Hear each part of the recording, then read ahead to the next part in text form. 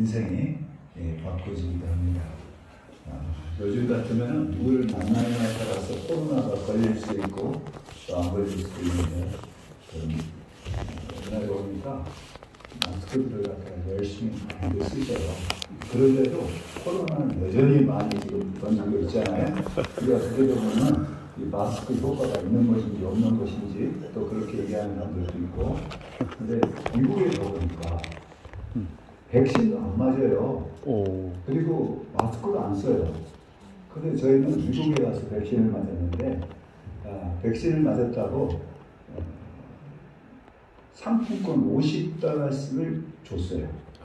그래서 그걸 가지고 식품 이제 살 수 있도록 했거든요.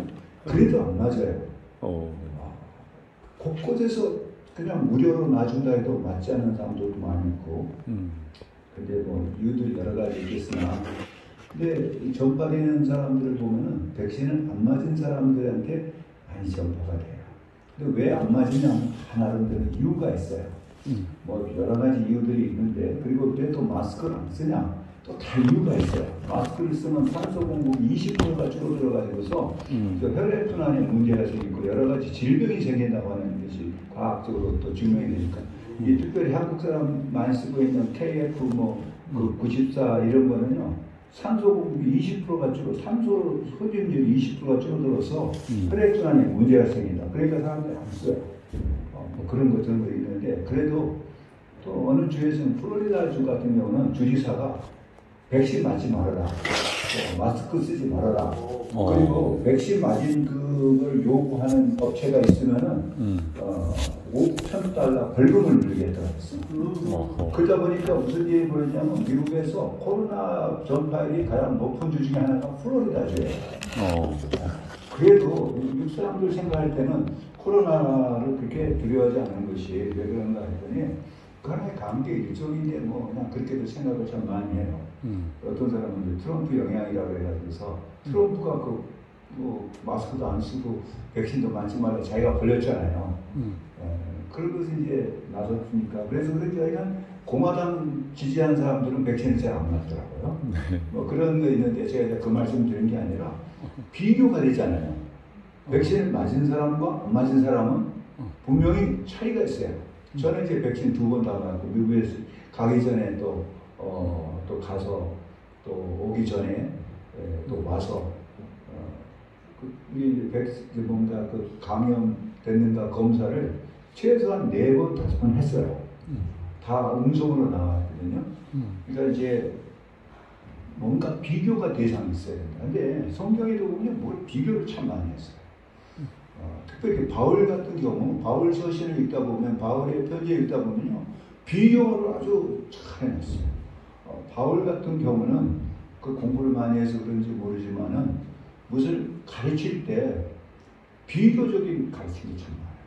예를 들어서 이것이 좋다 그러면 나쁜 것이 있어야 좋은 거예요. 그 당시 사람들은 굉장히 그런 면에 있어서 바울이 만났던 사람들 가운데는 헬라 문화에 또 헬라 철학에 영향을 받았던 사람들이기 때문에 야 이건 좋습니다, 그 말할 수가 없어요. 예를 들어서 이제 고구마가 좋습니다 그러면은 고구마가 왜 좋은지를 설명해 줘야 돼요. 비교 대상이 있어야 돼요. 이것보다 이것이 더 좋습니다. 많은 것 중에 왜 고구마가 좋으냐, 그 설명이 돼야지 사람들이 그런가 보다. 근데 그게 없이 무작정 좋습니다는 아니에요. 예를 들어서 복음이 아무리 좋아도 복음이 좋습니다, 예수 믿으십시오, 예수 믿고 천국 가십시오, 옛날에는 그게 통했어도 이렇게 좀 그런 면에서 이성적이고 무슨 지식적이고 뭔가 아는 사람들한테 그런 말 하면은 안 들어요. 왜냐하면 왜 그런가가 설명이 돼야 되거든요. 근데 오늘 이 편지를 봐도 바울은 그런 부분에 있어서 굉장히 뛰어난 그 문체를 가지고 뭐를 설명하느냐. 이제 바울이 이 설명하는 그 중에서 오늘 말씀의 제목이 바울의 소원인데, 바울이 원하는 것이 무언가를 말씀하면서 우리도 바울을 본받기로 해요. 바울이 자기를 이제 성도들에게 나를 본받는 자가 되라 할 때 그냥 무작정 본받는 게 아니라 내가 그리스도를 본받는 같이 너희도 나를 본받는 자가 되라. 결국은 뭐냐? 그리스도를 닮아가라는 얘기를 할 때 자기의 하나의 모델로, 모형으로 삼았거든요. 오늘 여기도 보면은 우리가 바라는 소원이 있다면 무엇일까? 그렇죠?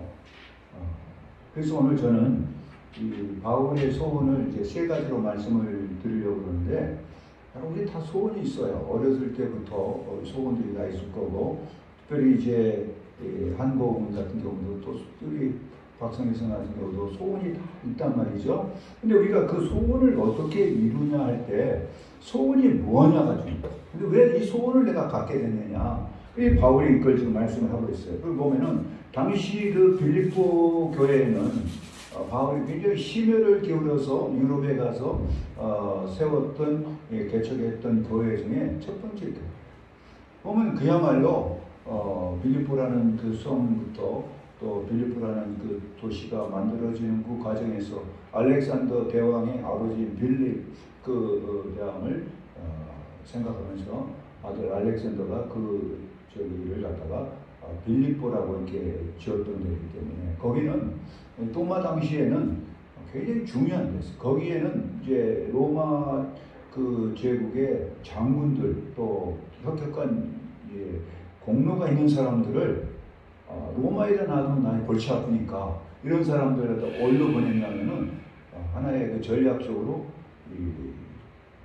아시아 쪽으로 보내가지고서 그들로 하여금 그 다스리게 만들었던 도시, 전형적인 도시 중에 하나가 빌립보예요. 그래서 빌립보는 전략적인 도시면서도 또 거기가 동서를 이렇게 이어지는 문화적인 교두보가 있고 많은 그 중요한 성이에요. 그래서 유럽의 첫 성이라고까지 표현할 정도로 바울이 표현해 주듯이 그 중요한 도시입니다. 그리고 그거는 잘 알듯이 유대하는 비단 뭐죠 옷 장사 그분이 이제 시작했다고 그 집에서 했는데 원래 이제 그 빌립보가 아니지만은 하여간 그 빌립보 교회가 생겨난 그 배경을 보면은 여러 가지 바울이 얼마나 심혈을 기울이는가를 알 수 있는 그것입니다. 그런데 바울은 그가 가는 곳마다 복음을 전하는 곳마다 뭐가 있었냐면요, 반대자들이 있었어요. 바울을 괴롭힌 사람들이 있었어요. 정말 복음을 전하는 곳에서 가장 그를 괴롭힌 사람들은 다름 아니라 유대인들이었습니다. 로마 사람도 아니고 뭐 헬라 사람도 아니고 유대인들이 그를 괴롭혔는데 이 빌립보 교회도 마찬가지예요. 빌립보 교회 내에 어떤 사람들이 있었냐면은 소위 여기서는 바울 표현하면은 손할례당이라고 하는 사람들이 있었어요. 이 손할례당이라는 사람들은 여기에 어떻게 바울이 표현하냐면은 그게는 이제 두 가지 아주 굉장히 그 나쁜 우리 같으면 막 욕도 막 상당히 아주 나쁜 욕이죠. 말하자면 개란 말은 쉽게 말하면 막말로 하면 개새끼라는 표현이죠. 그것도 행악하는 자, 이런 뭐 악질 분자들 막 그런 식의 굉장히 강한 성경이 어떻게 바울이 이런 표현을 할 수 있을까 할 정도로 그런 표현을 했어요. 그 왜 그러냐? 그 당시에 보면 개도 헬라 말에는 두 가지 의미가 있어요. 예수님께서 이제 그 병을 고치는데 그 이방 여자가 와서 자기 뭐 고쳐달라고 하니까 나는 이제 이방 사람들이 아니고 유대인들을 위해서 그 하나님의 잃어버린 자를 위해서 왔다 보니까 원래냐면은 이제 개도 그 주인의 상에서 떨어진 걸 먹나이다 했을 때 그 개는 동네에 돌아다니는 그냥 똥개나 무슨 뭐 이런 그런 개가 아니고 집에서 키우는 애완견이에요. 그때 말하는 개하고 여기서 말하는 개하고는 질적으로 달라요. 여기는 개는 길가에 돌아다니는 가면서 그래서 돌아다니는 사람들 갖다가 물기도 하고 많은 아주 그런 나쁜 개예요. 아주 나쁜 그런 개예요. 근데 그런 사람하고 또 누구를 비교하냐면은 행악하는 자라고 했는데 이 행악하는 자라는 것은 아주 쓸모없는 거예요. 개 막 그 쓸모없는 개처럼. 또 이 사람들은 어떤 사람이냐면 도덕적으로 아주 나쁘고 사악한 사람들이에요. 그래서 이 사람이 쉽게 말하자면 악한 일꾼이에요. 그래서 이것은 하나님의 은혜를 믿지 아니하고 자기의 어떤 행위를 가지고 율법적인 행위를 지킴으로써 구원에 이른다고 하는 것을 와가지고서 이 교회에 와서 퍼뜨리는 사람. 그러니까 이런 사람들을 이제 삼가라. 여기 오늘 보면은 여기에 2절 보니까 세 가지를 삼가라. 개를 삼가고 행악하는 자를 삼가고 그 다음에는 몸을 상하는 것을 상해하는 것을 삼가라 했어요. 자기 몸을 해치면서도 그게 어떻게 보면은 율법적으로 이렇게 해야 된다 하면서 그걸 가지고 그 빌립보 교인들에게 가르쳤던 사람들. 그러니까 바울이 볼 때는 이거는 그야말로 전혀 복음하고 맞지 않는 것을 한단 말이죠. 그러면서 이제 바울이 이것이 나쁘다고 그냥 이 얘기를 하고서 끝나버리는 게 아니라 그렇다면은 이 사람들은 누구냐면 할례를 주장했던 사람들인데 그 사람들 갖다가 손으로 이제 표피를 자른다고 해가지고서 손할례당이라고 했어요. 그러면 그러지 않는 사람하고 비교를 하는 거예요. 그러면 누구냐? 우리가 곧 할례당이다. 우리의 신체를 자르지 아니하고 몸을 상하지 아니하고 마음의 할례를 하는 사람들이 곧 그냥 할례당이다. 그런 표현을 합니다. 그러면서 이 오늘 이 편지를 읽는 사람도 뭐냐면은 이 손할례당이 아닌 그야말로 이제 여기서 바울이 말하는 우리가 곧 할례당이다. 그런 표현했는데 그러면 이 비교하는 것이 누구냐? 이 손할례당하고 다른 이 할례당은 어떤 사람들이 뭘 하냐? 이 사람들이 행하는 것들을 삼가하면 해야 할 일이 있어요. 이거 하지 말라. 그걸로 끝나는 게 아니라 바울은 이거 하지 말라고 또 해야 할 일이 있었어. 10계명에도 하지 말라고 하는 것과 하라고 하는 것이 나오죠. 근데 하지 말라는 게 8계명이나 돼. 사람들은 하지 말라고 재밌어. 하지 말라는 게 재밌고 먹지 말라는 게 더 맛있어요. 근데 먹지 말라고 하는 건 성경에 보면 다 우리가 좋아하는 것들이 많아요. 맛있는 게 많아요. 근데 그걸 먹지 말라고 할 때는 다 뜻이 있잖아요. 뭐 콜레스테롤이 많다든가 그걸 먹으면 기름기가 많다든가 먹지 않는 게 좋아요. 그런데 사람들은 먹지 말라고 하는 것이 맛있으니까 먹어. 하지 말라고 하는 게 재밌으니까 해요. 쉽게 보면 하라는 거 2밖에 없어요. 근데 그걸 보면은 하라고 하는 거는 보다도 하지 말라는 게 많고 여기 또 하라는 게 나와요.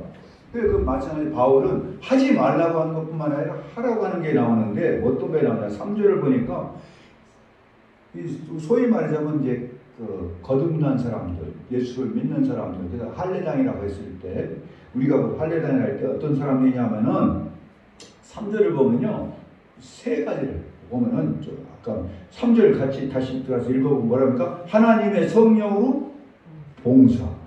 이게 봉사라는 말이 뭐 섬긴다라는 표현보다는 이걸 무슨 표현이냐면요. 이거 예배예요. 유대인들의 정식적인 그런 예배를 가르쳐서 뭐라고 표현했냐면 헬라말로 표현할 때 이걸 갖다가 우리말로 그럴 때 봉사란 말을 했어요. 영어로는 서비스라는 말을 했는데 서비스라는 건 여러 가지 말이 있지만 그 중에서 헬라어의 그 표현 중에 예배라는 말을 이렇게 표현해요. 그러니까 우리가 예배할 때 신령과 진정으로 예배하는 자 하나님 찾으신다 했을 때 그 예배라는 단어가 같은 단어예요. 하지만 봉사라는 말은 그냥 일꾼들이 와서 돈 안 받고 해주는 그런 식의 그런 말이 아니에요. 이걸 여기서 말하는 것은 맞아 그 당시에 유대인들이 그 정식적으로 하나님께 그 제사하는 그런 거를 뭐라고 표현했냐면 이제 헬라말로 그걸 표현할 때 히브리 말을 헬라말로 표현할 때 예배라는 단어를 썼어요. 그러니까 뭐냐? 하나님께서는요 유대인들의 그 전통이나 형식에 제배하지 않고 성령의 인도하심을 따라서 기쁜 마음으로 예배하는 그것을 뭐라고 했냐면 여기에 하나님의 성령으로 봉사하며 이게 그 말이 봉사란 말을 그럼 나도 봉사하죠. 구해와서 뭐 쓰고 하고 또 하고 그런 표현만이 아니라는 거예요. 더 중요한 게 뭐가 진정한 봉사냐? 예배예요. 그래서 시편 51편 17절을 보면은 하나님이 구하시는 제사는 예배는 상한 심령이다. 하나님이여 상하고 통회하는 마음을 주께서 멸시치 아니하시리라. 상하고 통회하는 심령으로 이걸 갖다가 예수님께서는 요한복음에서 신령과 진정으로 그것이 뭐하냐면 성령으로 봉사한다. 이게 바울이 해야 할 것이 뭔가를 지금 말씀하고 있죠. 그러니까 뭐냐, 첫째는 예배하는 거. 얼마나 중요한지 모르죠. 근데 예배하는 거. 그 다음에는 또 뭐를 하냐면요, 그리스도 예수로 자랑하고 그랬어요. 여러분, 자랑할 것이 다 있어요. 자랑할 거 하면 우리 나름대로 생각해보세요. 자랑할 거 참 많아요. 요즘에는 누가 그래요? 손주 자랑하면 돈을 내놓고 자랑해야 된다고. 그런데 실제로 손자가 예쁘면 돈을 내놓고 자랑하고 싶어요. 그렇잖아요. 얼마나 예쁘긴 합니까? 또 며느리가 예쁘면 막 자랑하고 싶고, 사위가 예쁘면 또 사위 자랑하고 싶고요. 다 자랑하고 싶죠. 그야말로 뭐 자랑하려고 하면은 얼마나 멋있어요? 제 아들은요, 얼마나 멋있게 생긴지 몰라요. 제가 이번에 결혼한 우리 아들 자랑을 하려면은, 뭐 자랑할 게 많죠. 키가 1m87에, 농구 선수에, 근사야. 누가 보면, 영화 배우 같다고 그러고, 어디 가면 탤런트냐고 하면서, 또 한때는, 고등학교 다닐 때는, 무슨 뭐랄까, 무슨 연예인들 뭐 하는 데서 학교 앞에서 기다리고 있다가 막 만나자 그러고, 뭐 그런 거, 이렇게 명함 같은 거 많이 주고 집으로 연락도 오고 그래요.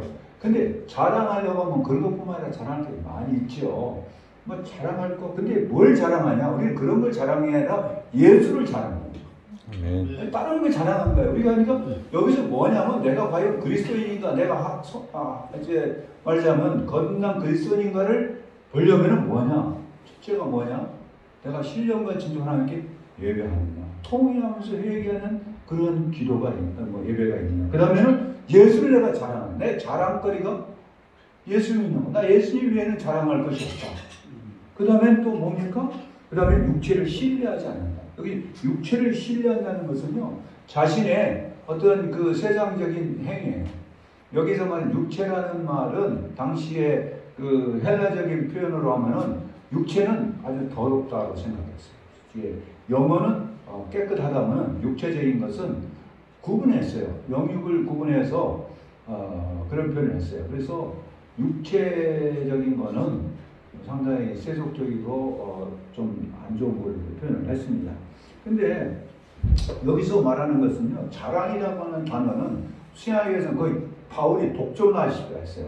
그래서 이 자랑이라는 말을 할 때는 무엇과 비교를 하냐면은, 여기에 육체적인 것을 말하자면은 그 당시 사람들이 유대인들의 율법적인 행위로서 자기를 의롭다고 하는, 그렇게 하면서 구원을 얻는다고 하는 어떤 행위예요. 그것을 자랑하지 아니하고, 그러니까 육체적인 선행을 통해서 공적을 쌓아야 된다. 그걸 굉장히 강조했단 말이죠. 근데 그러니까 뭐가 들어오냐면요, 예수를 믿어도 이방인들이 예수를 믿으면은 뭐 해야 되냐? 유대교적인 그런 행위를 해야 된다고 하는 것이 육체를 신뢰한다는 거예요. 근데 그거를 자랑했는데 바울은 뭘 자랑하냐? 그걸 자랑하지 않고 예수를 자랑하고 그것도 신뢰하지 않는다. 그런 것을 신뢰하지 않고 우리가 신뢰할 것이 뭐냐? 그걸 가르쳐 주고 있어요. 그러면 예를 들어서 육체를 신뢰한다면은 나도 누구 뒤떨어지지 않아. 나도 누구보다도 그 부분에서는 날 자랑할 것이 많아. 여러분, 사람들 예나 지금이나 이거 뭐 바울 시대나 지금이나 공통적으로 우리가 자랑하고 싶은 게 뭐냐면요, 자기 가문이에요. 가문 때문에 이 가문의 차이가 나면 결혼도 그냥 안 해보잖아요. 하려다가 딱 하다가 저 집은 예를 들어서 우리나라 같으면은 양반과 그 상놈 반상의 차이가 있을 때 양놈 상놈은 결혼 안 하잖아요. 교회 내에서도 이제 그 자기 집에 있는 그 예를 들어서 죄송해요, 상놈이라고 이제 상놈이 먼저 장로가 되면 양반들은 그 교회 안 가요. 그래서 그 교회가 한국 교회가 초대 그래가지고서 막 나눠진 교회가 무슨 교회냐면 인사동에 가면요, 거기가 인사를 잘해서 인사동이 아니라 그게 원래 승려동이었어요. 승려들이 많아요. 거기 조계종 그 있잖아요. 거기가 승려들이 많아, 절들이 많아서 거기가 이제 이름을 나중에 인사동으로 바꿨지만은 거기에 무슨 교회가 있습니까? 승동교회가 있어요. 근데 그 승려동이었어요. 그게 하니까. 그런데 그 승동교회에서 누가 막 장로가 되냐면 상놈들이 장로가 된단 말이에요. 그러니까 양반들 일을 못하겠다, 같이 못하겠다고 나가서 위로 가서 그 위에 인사동 위에 무슨 동인가 승동교회 위에 인사동 그 위에 그 인동교회를 만들었어요. 또 그런가 하면은 종로 5가에 또 그 교회가 있어요. 그 교회는 이제 통합측의 그 유명한 교회죠. 그게 통합측 나갈 때 연동교회가 있었어요. 연동교회에서 나가서 능동교회가 됐어요. 능동 나가가지고서 그런 교회가 한국의 그 초대 교회에서 그런 거예요. 우리가 어떻게 같이 있을 수 있느냐? 그게 뭐냐면은 자기들의 신분적인 차이, 또 가문, 우리는 양반이다. 근데 그 굉장히 예수를 믿는 사람들도 그랬단 말이죠. 그러니까 연때도 마찬가지였어요. 그러니까 그거 하려면 나는 뭐야? 가문 얘기해봐. 나는 뭐라 했어요? 여기 보면은 바울에 대해서 나는 8일 만에 할례를 받았어요. 또 이스라엘 족속이고 그 다음에 베냐민 지파라. 베냐민 지파 이게 뭐 대단한 지파죠. 가장 약하지만은 뭐 사울 왕도 나왔고 그 다음에 이제 에스더 했을 때 모르드게 이렇게 해가지고 구원했을 때 그 베냐민 지파라. 이러면은 그런 것들 또 히브리인 중에 히브리인이고 율법으로는 바리새인이요. 또 종교적으로도 바리새인이요. 누구도 그냥 넘볼 수 없는 그런 위치. 바리새인이 되려면요 구약 율법은 다 암송을 해야 돼요. 쉽게 말하면 구약 성경을 다 암송을 해야지 뭐가 바리새인입니다. 여러분 구약을 갖다가 암송을 십계명 외우는 것도 힘들 판인데 율법 토라 모세오경 외우는 것도 힘들 편이죠. 근데 율법은 다 외워요. 그러니까 통달하는 거예요. 말하자면 그런 사람이에요. 그런데 열심으로는 무엇이든 교회를 핍박하고 율법의 의를 말하면 율법 가지고 말한다면 흠이 없을 정도. 얼마나 도덕적이나 모든 면에서 뛰어난 사람입니까? 어떻게 자기를 그렇게 표현할 수 있어요? 자기 율법적으로 흠이 없다. 율법을 다 지켰다는 얘기죠. 그야말로 이렇게 자기를 자랑했던 사람. 이것은 뭐냐? 이걸 보면은 비교하는 거야. 과거의 내 모습이 됐다. 나도 육체를 신뢰하는 그러한 그 할례당, 손 할례당한테 사람들하고 비교한다면 나는 그 중에서 너희들한테 뒤떨어지지 않고 누구보다 나는 뛰어난 사람이야. 내가 누구한테 이걸 한다면은 그런 걸 한번 얘기해보자. 가문으로 따질 거냐? 학벌로 따질 거냐? 아니면 경력으로 따질 거냐? 뭘 좀 따질까? 그걸 갖다 따져보면 내가 줄 쓴 다음은 나는 뭐예요? 1등이다 그 말이에요. 바울은 아버지가 저한테 하셨던 말씀이 있어요. 공부할 때 너는 너 학교에서 몇 등이냐 그래요. 근데 가만히 보니까 제가 참 자랑 같은 소리지만 고등학교 2학년 때요 전교에서 2등 했어요. 그런 다음부터는 이제 그 등수에 올라가 본 적은 없어요. 그런데 어쨌든 그 자랑스러운 것 중에 하나가 전교 2등 해봤다. 그거가 굉장히 자랑스러운데 그것보다 더 자랑스러운 게 뭘까? 여러분, 근데 바울은 그런 면에 있어서 내가 몇 등이냐 할 때 자기는 그런 면에서는 다른 건 몰라도 그런 쪽에서 나는 누구보다도 뒤떨어진 나는 1등이야. 가말리알 문화에서 공부를 했어. 지금 같으면 뭐 서울대학교 저만 가라요. 그 사람 밑에서 공부해. 누구를 만났느냐, 누가 자기 스승이냐에 따라서. 근데 바울이 그랬던 사람인데 이것은 예수 만나기 전이에요. 그래서 이걸 보면은 어떻게 비교하냐면은 지금 아까 비교한다 했잖아요. 손 할례당, 그 다음에는 거기가 비교된 할례당. 유대교주의자들, 그 다음에는 바울처럼 거기서 개종한 이제 그리스도인들. 이게 비교가 돼요. 그러면서 뭘 하냐면 이 사람들은 이렇다. 그런데 우리는 이렇다. 그게 거기서 끝나냐고 우리는 어떻게 해야지 말하자면은 오늘날을 말하면 그리스도인이냐. 즉 그렇게 얘기하면서 이제 7절에서 보니까 뭐냐 그러나 내가 유익하던 것을 이것은 뭐냐면 과거에 나한테 유익하던, 그 지금 말하는 것들은 자기의 가문이라든가 학벌이라든가 자기의 경력이라든가 종교적인 열심이라든가 이 모든 것들이 자기한테 출세에 아주 그냥 지름길에 그냥 탄탄대로가 열려졌는데, 그걸 모든 그러한 유익하던 것을 다 뭐처럼 여겼냐 하면 그 다음에 보니까 해로 여겼다. 그뿐만 아니라요, 그 다음에는 그 모든 걸 갖다가 배설물로 여겼다는 것은, 이 배설물이라고 하는 것은 쓰레기예요. 말하자면 이것들은 뭐냐면 개한테 던져주는 그 음식 찌꺼기 같은 거, 혹은 어떤 사람이 이걸 갖다가 똥이라고 해요. 그런 걸 갖다가 그렇게 여겼다. 그러니까 하나의 가치가 없다는 얘기죠. 과거에는 유익하던 것이 나한테는 무익한 것이 아니라 오히려 그것이 나에게 많은 손해와 어려움을 가져준 것이다. 그것이 지금 바울이 과거의 모습과 현재의 모습을 구분하고 있어요. 역사는 뭘로 구분합니까? 역사는 예수님 이전을 가르쳐서 BC, Before Christ, 주전이라 그러고, 예수님 이후를 갖다가 아노 도미니, AD라고 해요. 주후라고 해요. 그런데 이걸 보면은 사람들도 마찬가지예요. 우리 모든 역사에 있어서 이 예수님이 중심돼서 이 전과 이후로 나눠져요. 그래서 그걸 갖다가 뭐라고 하냐면 영어로는 his story, 역사를, 그의 이야기. 그럼 그의 이야기는 예수님 이전의 이야기와 예수님 이후의 이야기가 돼요. 그럼 바울 같은 경우도 지금 무슨 얘기냐면 내가 예수 믿기 이전에는 이랬어. 그런데 이때는 나한테 굉장히 유익했던 것들이에요.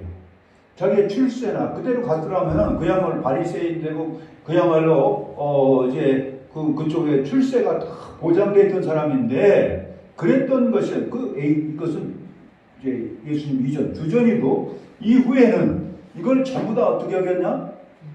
쓰레기통에 버렸다. 버려버렸다. 그런데 여기서 우리가 한번 생각해 볼 수 있는 것은, 나에게 어떤 부분이 언제가 어느 시점이 나한테 이 역사적인 분기점입니까? 내가 어렸을 때부터 예수 믿고 좀 나왔으니까 뱃속에서부터 저는 목사였어요. 그래서 저는 왜 목사였냐면 저 위에 형이 하나 나서 죽었어. 그런데 어머니가 기도하실 때 하나님 다음에 아들을 주시면 하나님을 바치겠습니다.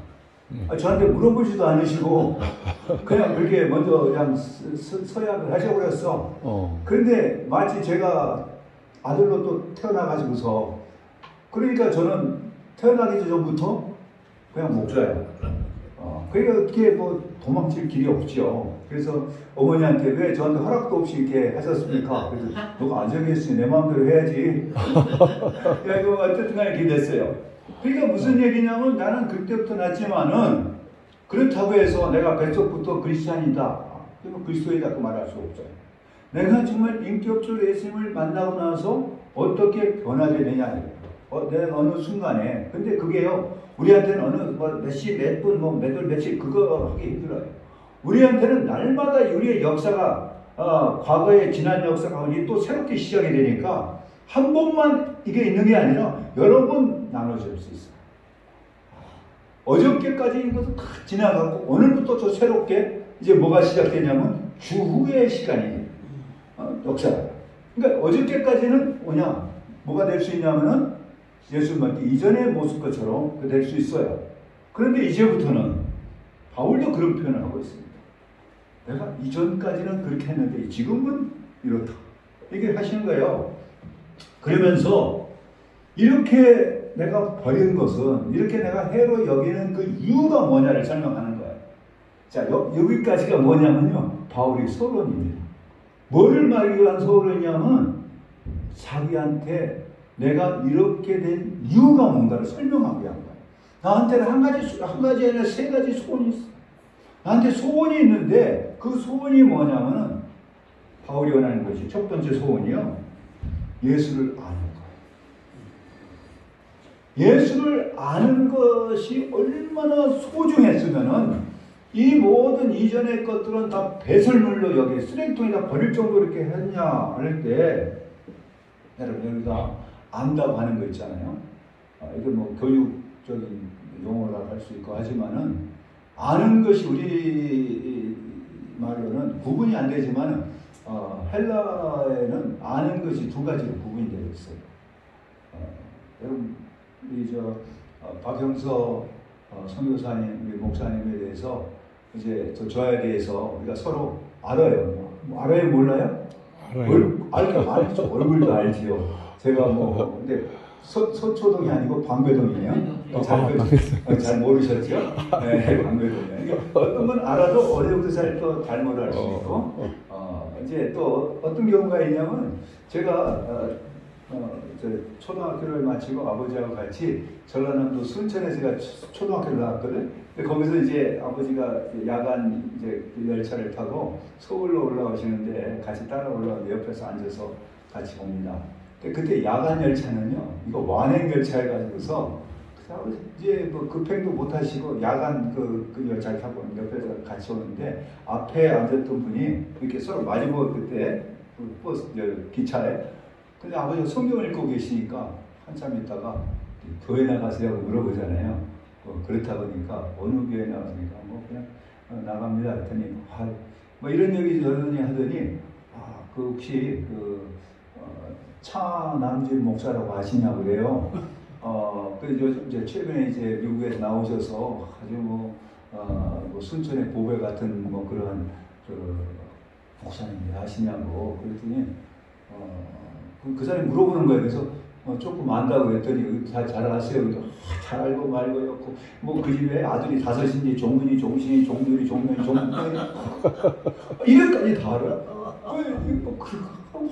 열심히 어디서 어떻게 하고 그래서 서울역에 딱 도착해가지고 아버지가 명함을 딱 줬어요. 그때 딱 보더니 동명 2인도 있는 거. 근데 얘는 아버지에 대해서 한 거예요. 근데 정작 아버지를 모르는 거야. 만나본 적도 없어. 어디서 막 들은 얘기예요. 근데 우리가 안다고 하는 것이 여기서 바울이 말하는 예수를 안다는 그게 아니에요. 우리가 여러분 그러나 저에 대해서 누가 가장 잘 알까요? 저희 부모보다 저를 잘 아는 사람이 누굴까요? 사모님. 아내죠. 왜? 아내는 같이 살았거든요. 같이 산다고 하는 것은 뭐냐? 같이 하나가 됐다는 거예요. 부모도 알아도 부모는 아들을, 자녀를 몰라요. 이거 우리나라가 촌수로 할 때 부모와 자식은 몇 촌입니까? 1촌이에요. 근데 부부는 무촌이요. 그러니까 촌수에 따라서 거리가 있는 거거든요. 근데 참 잘 알죠. 아픈 것도 알고 제가 어떤 거 나쁜 짓 한 것도 알고 다 알아요. 어디 가서 무슨 말을 하려고 하면요, 아내가 있으면 말하기가 쉽지 않아요. 왜냐하면 다 알고 있으니까 저 아는 이야기를 갖다가 이상하게 하네 또 그럴 수 있잖아요. 그러니까 너 잘 알아요. 그 아는 거하고 아까 그 기차 간에서 만났던 사람이 아는 것은 분명히 차이가 있어요. 여기서 바울이 말하는 것은 예수 그리스도를 아는 그 지식은 아내가 나를 아는 것처럼 그렇게 알고 싶습니다. 바울이 소원이 예수 그리스도를 아는 그 지식이 가장 고상하다 그랬어요. 고상하다는 말은 최고의 가치가 있다는 거예요. 여러분 이 최고의 가치라는 말이 이게 얼마나 중요한지 몰라요. 이것은 이제 안다고 했을 때 그것은 두 가지 용어가 합쳐진 것이라고도 볼 수가 있는데요. 그것은 뭐냐면은 가장 높은 위치하고 가치, 최고의 권력 이런 걸 또 표현해요. 그래서 이걸 영어로 표현할 때는 이걸 갖다 어떻게 표현하냐면 영국의 그 무슨 여왕이라든가 또 일국의 대통령을 갖다가 표현할 때 우리말로는 대통령을 갖다가 그냥 요즘은 대통령인 거지만 과거에는 군대에서도 그 장군들 부를 때 뭐라고 불렀어요? 각하라고 부르고 또 뭐 할 때 각하라고 불러요. 그 말이 뭐냐면 최고의 가치 높은 위치에 있는 사람을 부를 때 엑설런시라는 표현이에요. 엑설런트하다. 아주 누가 무슨 뭘 할 때 오늘 연주 아주 엑설런트했어요. 근데 이것은요 A, B, C로 매겨진 것보다도 최고의 실력이라는 것을 표현할 때는 영어로는 엑설런트라는 말입니다. 근데 거기서 나온 단어가 각하란 말을 할 때 Your Excellency 그래요. 그러면 그것은 더 이상 위에 높은 사람이 없다는 얘기예요. 근데 바울이 말하는 예수를 아는 지식이 뭐냐? 최고의 높은 가치야. 그렇기 때문에 이 자기가 최고의 높은 가치가 있는 예수를 알기 위해서 그걸 알고 싶어서 자기가 가졌던 과거의 것들은 다 버리는 거예요. 이거 상대가 안 돼요. 이거하고는 비교가 안 돼요. 그러니까 이것은 뭐냐? 마치 뭐와 같으냐? 배설물처럼. 이것은 막 쓰레기처럼. 그래서 다 버렸다는 거예요. 바울이 그럼에도 불구하고 뭐냐? 지금도 그 예수를 더 깊이 알고 싶다. 정말 우리에게 소원이 있다면 어떤 소원이 있을까요? 저는 그래요. 아내도 저를 갖다가 다 몰라요. 왜 그냥 나도 나를 모르는데 누가 나를 알아? 그죠? 저도 어떨 때는 나도 모르겠어. 내가 왜 이런지. 그 뭐 유행가 노래들 그거 있잖아요. 뭐 나도 왜 내가 왜 이런지 나도 몰라 뭐 그거 있잖아요. 왜? 근데 그게 맞는 표현이에요. 나도 내가 왜 이런지 몰라. 형무소에가 죄를 짓고 갔던 사람한테 물으면 그때 내가 왜 그랬는지 나도 잘 몰라요. 그때 뭐 욱하는 뭐 그래가지고 살펴야지만은 그런 사람들이 많아요. 그러니까 사람은 들어가서 보면 볼수록 뭐냐 몰라요. 알 것 같으면도 몰라요. 자기도 자기를 모르는데 그래서 그 철학자들이 뭘 알고 싶으냐? 내가 누군가? 내가 어디서부터 왔는가? 내가 지금 어디로 갈까? 이걸 알고 싶거든. 지금도 끊임없이 하는 그 질문 중에 하나가 뭐냐? 내가 누구냐? 그 답이 없는 거야. 그 답이 없어요. 응? 그러니까 말하자면 공자한테 물어봤더니 그걸 내가 알면 지금 여기 앉아 있거든요. 그걸 표현했어요. 앉아서 말하자면 공자가 뭐 생각하고 있으니까 제자가 와서 스승님 나라는 내가 누굴까요? 그랬더니 야 그걸 나한테 묻냐? 내가 그걸 알면 내가 여기 앉아 있겠냐? 그런 표현을 했다는 표현이 있어요. 그러니까 바울은 자기가 누군지를 알기 위해서는 누구를 알아야 되냐?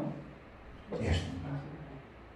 예수를 알면은 가장 먼저 내가 누군지를 알게 된다는 거예요.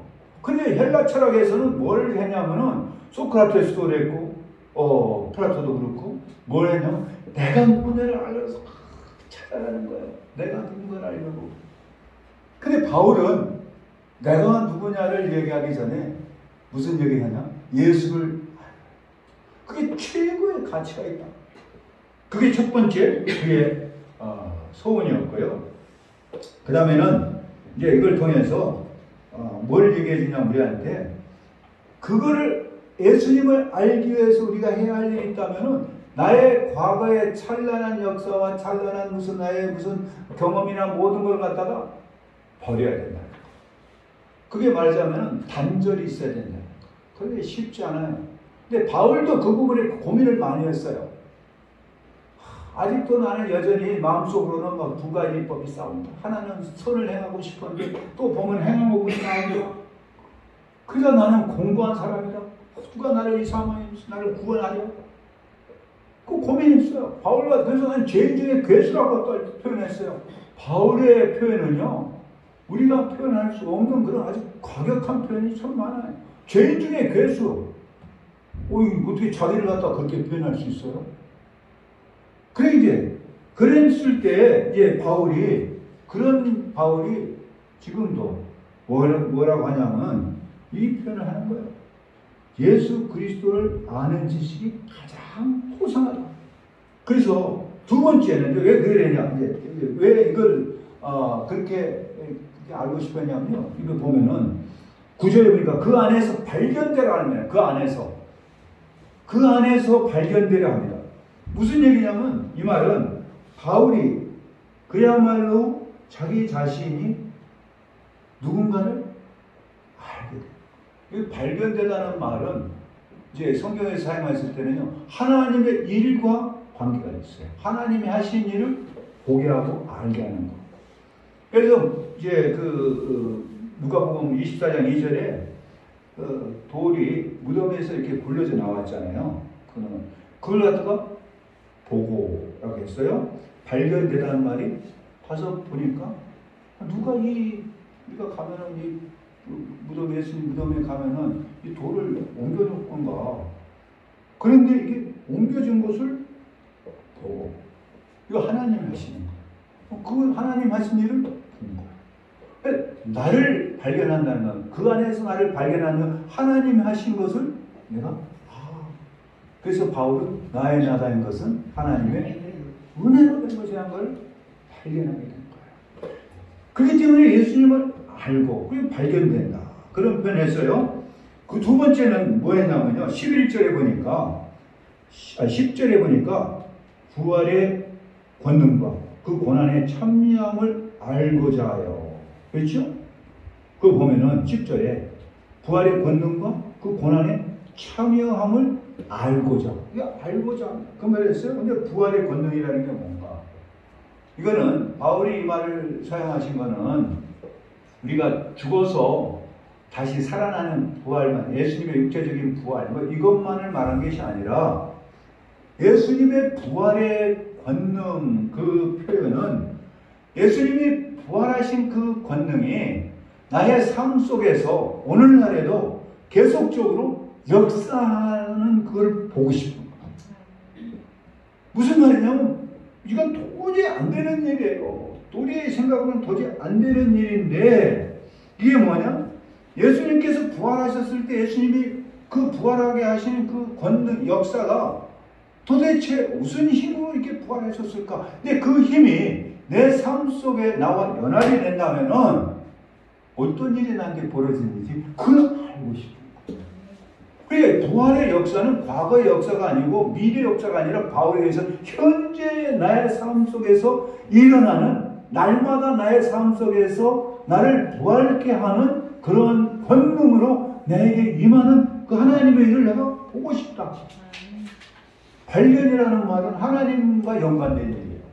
내가 노력해서 발견한 게 아니에요. 그것은 그냥 내가 아는 거예요. 연구해서 아는 것을 그렇게 표현하지 않았어요. 그래서 여기 성경에 말하는 발견이라는 말, 이것은 그냥 내가 어디 가서 뭐 찾으러 갔더니 발견해 그게 아니라 하나님께서 이런 걸 여기다 두셔. 오늘 우리 박성희 사장님 어디 구파발인가 어딘가 거기에 샀는데 그게 뭐냐면 말하면 발견이에요. 그게. 네. 그게 내가 그냥 가서 한 게 아니라 하나님께서 하시는 일이란 말이에요. 근데 거기에 뭐가 있을는지 알 수가 없죠. 어떻게 하실는지. 그러니까 말하자면 그런 것이 뭐냐면 여기서 말하는 성경에 말하는 발견인 거예요. 근데 바울은 그걸 뭐냐? 부활의 권능으로 얘기하고 있어요. 그렇게 하면서 뭐냐? 죽었던 사람이 살아난 것만이 부활이 아니라 내 삶 속에서 전혀 뜻밖의 일들이 벌어져요. 저 같은 경우도 전혀 뜻밖의 일들이 여러 차례 벌어져요. 죽었다 살아나는 경우도 있어요. 2006년 11월 6일 날이 내가 세순교회에서 그냥 뻥 떨어져가지고서 내 집 당하고 죽었다. 며칠 만에 살아난지도 몰라. 그냥 정신이 하나도 없는데 나중에 보니까 병원에 껴있어요. 아내한테 내가 며칠 만에 깨어나냐니까 모른대. 아내도 다 그냥 멍해요 그런 거예요. 그러니까 어떻게 살았는지도 몰라요. 또 한 분은 한 몇 년 됐나? 하도 아파가지고서 삼성의료원을 갔더니 삼성의료 응급실을 갔더니요. 약을 줬는데 그 약이 뭐냐면 혈관 확장제야. 혈관 확장이 되니까 갑자기 무슨 현상이 나타나는지 아세요? 저혈압 현상이 나타납니다. 그 혈관 확장제가 들어가면요. 혈관이 확 열려지니까 모든 혈관이 열려지니까 저혈압 현상이 나타나니까요. 그렇게 아프던 것이 싹 사라져요. 마치 뭐 같으면 고요한 바다 하나도 안 아프고 그냥 그래서 점점 깨끗하고 그냥 참 좋다. 그럼 온 세상이 막 깨지기 시작하는 거예요. 눈 감고 있으니까. 그런데 아내가 옆에서 보니까 뭐냐면 무슨 있잖아요. 맥박 뛰고 뛰는 혈압 뛰고 하는 것들이 갑자기 막 수치가 막 떨어지는 푹 떨어지는 게.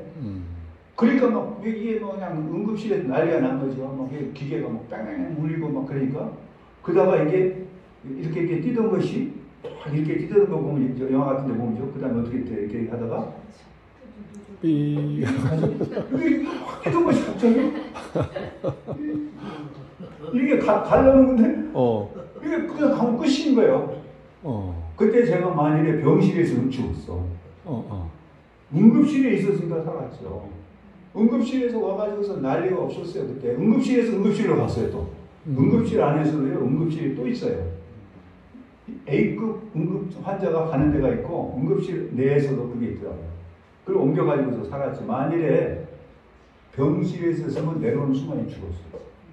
근데 그게 뭐예요? 내가 다시 살았으니까 무슨 능력이에요?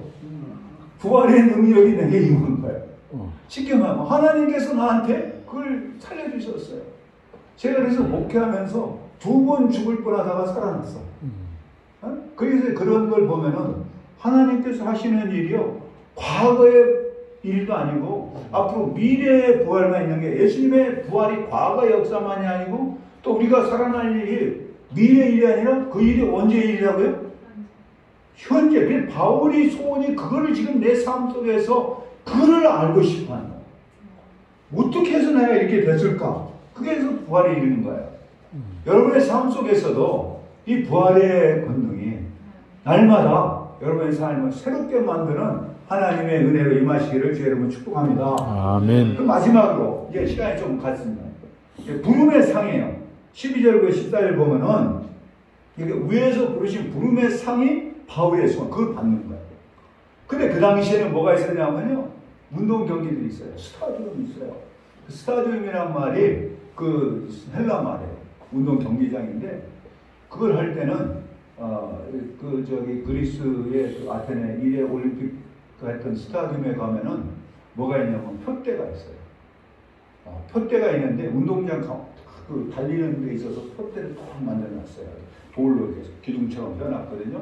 성경에 나왔죠. 바울이 표대를 향하여, 그걸 향하여 달려가는데, 그때 달려가는 사람들이 다 뭐를 벗어버리냐면, 히브리서 나와요. 얽매이기 쉬운 죄를 다 벗어버리고, 선수들이 옷을 다 벗었죠. 뭔가 자기를 달리는 데 방해가 될 만한 것을 다 벗었어요. 그러니까 뭐 레슬링뿐만 아니라 뭐 운동 경기 할 때 그 당시 그 사람들은 다 옷을 벗고 했어요.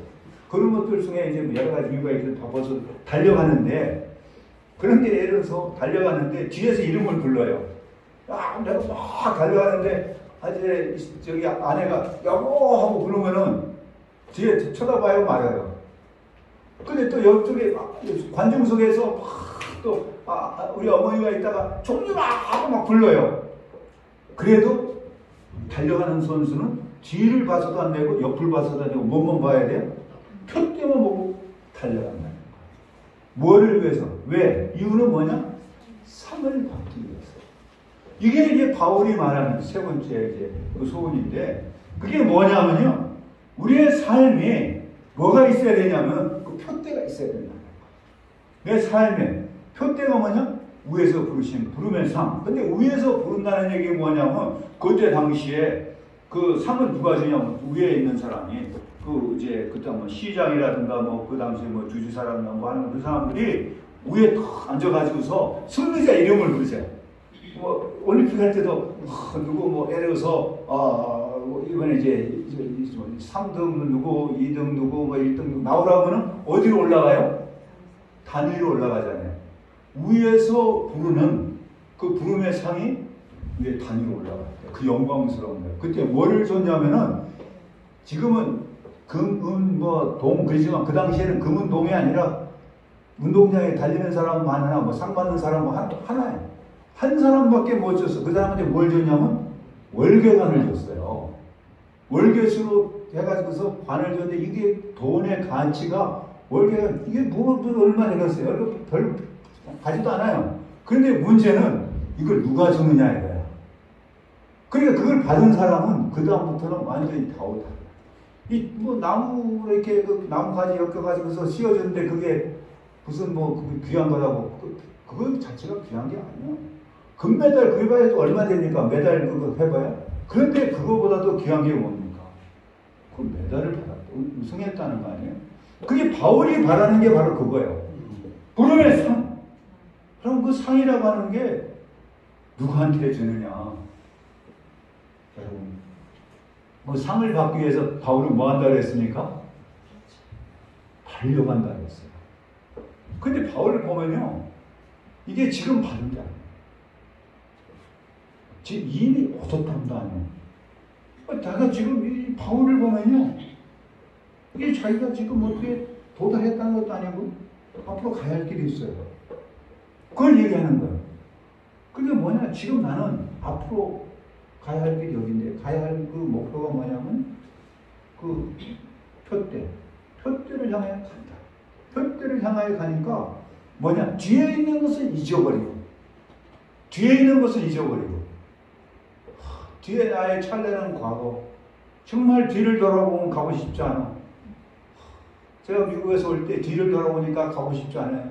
아들 둘이가 있는데 그 아들들을 놔두고, 정말 제가 이번에 처음 느껴봤는데 아들이 안 가요. 공항에서 가 했는데 안 가고 쳐다보고 있는 그 아들을 놔두고, 그 아들이 나이가 지금 몇 살이에요? 40이 넘었지?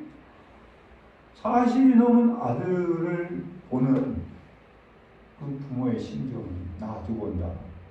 그게 뒤를 돌아보지 않을 수가 없어요. 근데 바울은 뒤에 있는 것은 어떻게 해요? 잊어. 왜? 그거보다 더 중요한 것이 앞에 있습니다. 그리고 뒤에 있는 것은 이제는 잊어버리고 앞에 있는 것을 잡으려고 그 표대를 향하여 간다. 그야말로 바울의 그 표현은 뒤에 있는 것과 앞에 있는 것 비교하지. 과거의 나와 현재의 나, 또 미래의 나. 그리고 예수를 믿는 사람과 또 예수를 믿는 사람을 괴롭히는 사람들 다 지금 이 안에서 막 비교를 했어요. 그러면서 뭐냐, 우리가 해야 할 일은 여기서 그 말이에요. 자 봅시다. 이제 마지막으로 15절, 16절 읽고 끝나겠습니다. 그러므로 누구든지 우리 온전히 이룬 자는 이렇게 생각하시니, 만일 어떤 일에 너희가 달리 생각하면 하나님이 이것도 너희에게 나타나시라. 16절 다 같이요. 오직 우리가 어디까지 이르렀든지 그대로 행할 것이다. 죄송합니다. 우리가 어디까지 갔든지, 지금 현재 뭐 지금 앞으로 100m가 남았으면 이제 50m 갔든지 10m 갔든지 뭐 어디까지 해나 표대에 도달할 때까지 그대로 그냥 가던 길을 멈추지 말라는 거예요. 신앙생활 하면서 가다가 멈출 때가 많아요. 그래서 우리가 지금 아까도 여기 우리 말씀하셨지만은 뭐 하실 일이 많아요. 이제 한꺼번에서 하실 일이 있고 또 하실 일이 많은데 하다가 중단하지 마시고 어디까지 왔든지 여기서 끝이 아니라는 거예요. 그냥 계속해서 가는 거예요. 달려가라. 근데 그냥 걸어가는 게 아니라 바울은 뭐라고 했어요? 달려가라. 달려가는 건요, 그게 바로 믿음 생활이에요. 주저앉지 마시고 일어나서 내 성편과 사정을 보면은 너무 힘들어. 정말 많은 것이 나를 주저앉게 만들어요. 그러나 바울도 마찬가지고 방해하는 사람, 도와주는 사람 없고 맨날 어디 갈 때마다 이 사람들이 와가지고 괴롭혔어요. 돌로 치고 막 그냥 얼마나 힘들게 했습니까? 그럼에도 불구하고 바울은 끝까지 갔어요. 여러분, 그럴 때 승리가 있습니다. 그럴 때 하나님께 주시는 상이 있어요. 저는 그 상을 바라보면서 그러니까 왔는데, 은퇴라고 하는 것은 저한테 없어요. 여러분, 은퇴는 뭡니까? 영어로 리타이어먼트예요. 리타이어라고 하는데, 리타이어라는 말은 타이어를 바꿔 낀다는 얘기예요. 새로운 타이어를 바꿔 끼는 거예요. 그러면 뭡니까? 타이어가 이제 새 타이어가 됐으니까 싱싱고고. 아멘. 네, 그래서 하나님께서 어떻게 해줄는지 모르지만은 하나님께서 또 우리 같이 또 계속해서 같이 달려갈 수 있는 믿음의 아주 동역자들 되기를 주의 축복합니다. 아멘. 아멘. 이거 마치겠습니다. 하나님.